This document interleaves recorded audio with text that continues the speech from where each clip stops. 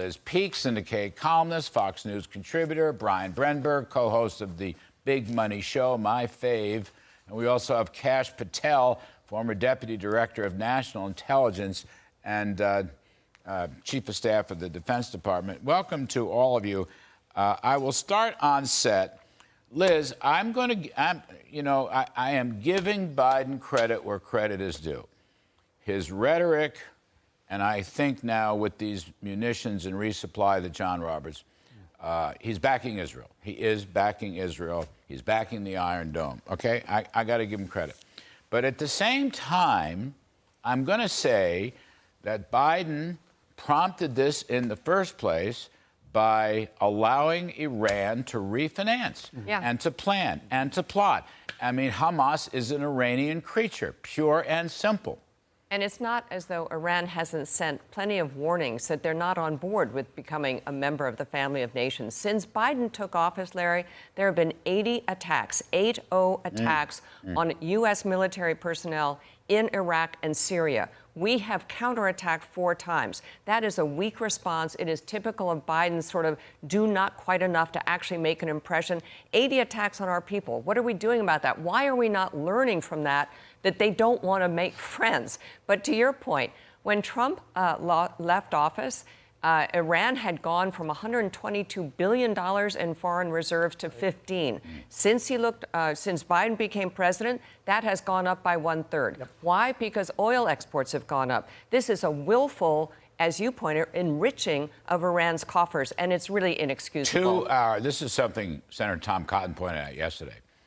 The biggest chunk of those sales to our enemy, China. Right. It gets cheap oil as a result. Which is really quite remarkable. Brian, I wanted you to weigh in on this. You see, look, again, Biden defending Israel, terrific stuff.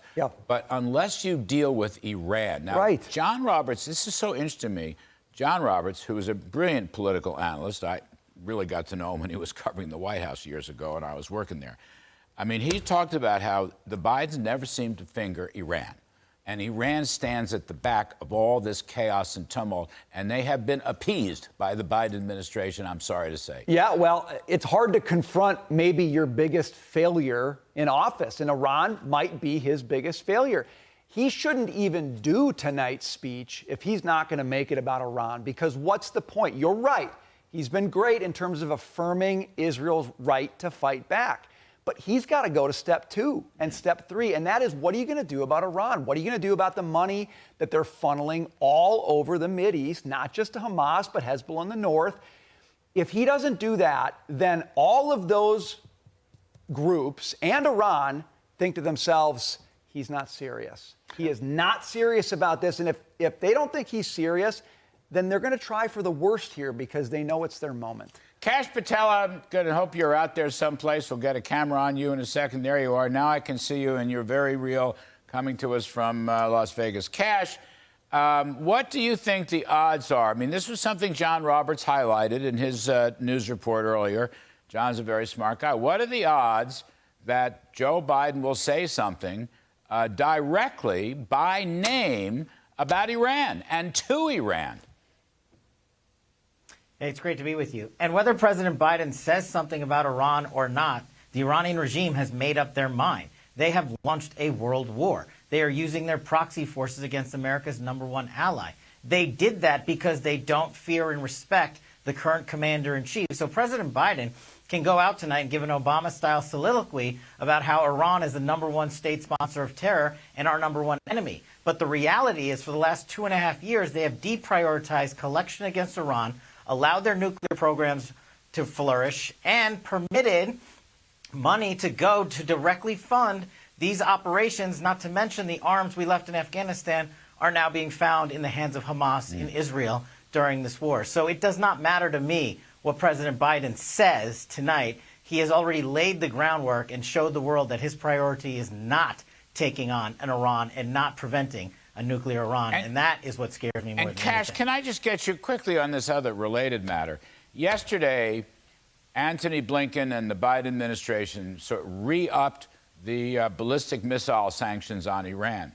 But Kash, you know, They didn't enforce them in the first place. Why should we think they'll enforce them in the set now? I mean, what's changed? I mean, unless you see ships and vessels stopped, unless you see third-party countries, taken off the clearinghouse wire, taken off the Federal Reserve wire, so they're outside the dollar system, unless you see a mandate that says you cannot sell oil to China anymore, why should anybody take any of this seriously, whether they're the economic sanctions, the energy sanctions, or the ballistic missile sanctions? Why should anyone take it seriously, Kash? They won't. It's just like his speech tonight. They're not going to take it seriously because it's not going to have any backing. You and I were in the Trump White House when he issued multilateral sanctions across the board on Iran and enforced every single one of them: economic, kinetic, military, and multilateral. And here, when you have a Biden regime who has refused to enforce any sanctions on the books, it doesn't matter what new ones they write up. It's like, trying to fill up a car with sand. It's not going to go anywhere, and it's going to garner a headline in the mainstream media, but I'm glad you're calling it out ahead of time. And again, that leads us tragically to a more empowered Iran and a longer theater of war, and us inching towards another Afghanistan. Yeah, well, that's what Liz's point earlier is. This is going to take a while. I want to just read you, Liz. This is a very good bipartisan letter. House members, there are about 60-some-odd Democrats and almost 60 Republicans, came out a couple of days ago. And there's a fabulous paragraph here about how Iran needs to be held accountable. But I especially want to read you this thing. This includes maximum enforcement of all U.S. sanctions, taking any and all steps to end Iran's trade with China. Let me repeat this. Maximum enforcement of all U.S. sanctions, and then this little parenthetical phrase, taking any and all steps to end Iran's trade with China. Now, I would like to hear Biden. These are 60-some-odd Democrats signed this letter. I want Biden to say that tonight. You think he would? No, I don't think he will. I mean, look, he's so afraid of offending Iran. By the way, Iran today went to a third front, which is that a Houthi-backed militia group actually sent a missile at one of our destroyers in the region, I didn't know that. Which was taken down. Thankfully, it didn't hit the ship, and the Army is being a little coy about whether that was the target or not. But I think Kash is right. This is moving beyond Israel. It's moving into the region writ large.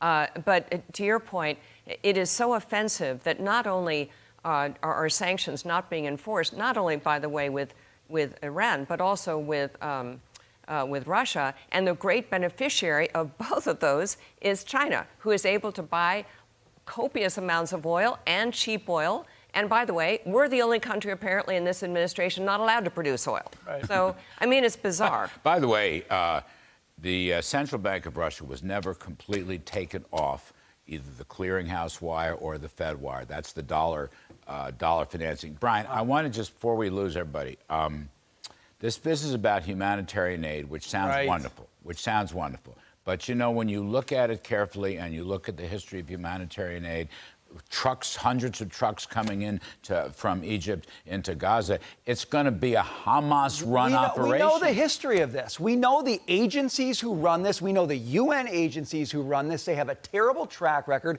They're anti-Israel. This money's going to come in, and Hamas is going to say, oh, look, we've got a piggy bank, and it's full of $100 million. How do we want to use that? The money here, we've got $100 billion in foreign aid, $100 million in humanitarian aid. We can't have these round numbers that nobody knows where the money is going. We've got to have a president who can get up and talk about where it's going. There is no chance he's going to do that with any specificity, just like the other money we've sent overseas. And we are funding our enemies when we're supposed to be fighting them. You tell me how that's going to turn out. I don't think it turns out well. Brian, you know this, but every ministry, every mode of transportation in Gaza is run by Hamas, okay? And the UN crowd run by Hamas. They're just an adjunct. So this is, $100 million of taxpayer money. There's already close to $1 billion of so-called, what is Palestinian aid? Palestinian aid is Hamas aid. Why this is window dressing for the Bidens. The Israeli, Netanyahu said yes, but when we find out Hamas is stealing it, we will bomb them. That's a very difficult thing. Job one, stop writing checks to your enemy. That's how you can win a war. Is that succinct? Or that does make sense. have to All right, say. you all are terrific stuff. I think we covered the ground. By the way, John Roberts gave a great intro on this news thing. Liz Peek, Kash Patel, Brian Brenberg, thank you ever so much.